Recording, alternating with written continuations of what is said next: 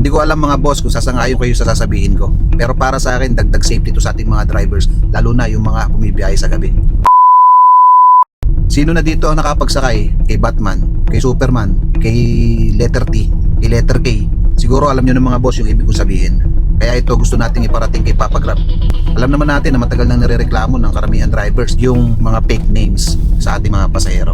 Araw-araw tayong bumibiyahe, lalo na yung mga bumibiyahe sa gabi. Halos pinagkakatiwala nyo na yung buhay nyo sa ating mga nagiging pasahero na hindi naman natin kilala talaga, di ba? Hindi naman sayon namin sa pasahero, Papa Grab. Gusto lang namin na maging mas lalong safe.